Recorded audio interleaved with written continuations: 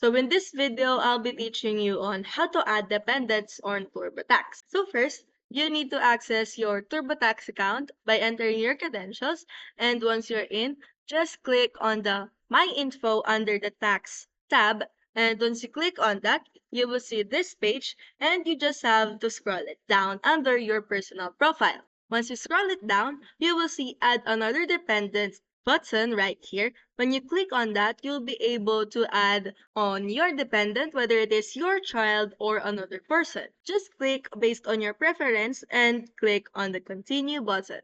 Once you click on that, just fill out their informations on the text field and click the continue. And after that, TurboTax will ask for another additional information and just click on the continue again once it is already filled out. Then, as you can see, there are much options or there are much questions that TurboTax is asking you. Just fill those out and click on the continue. So if you find this video helpful, don't forget to smash that like button and subscribe so you never miss a new video.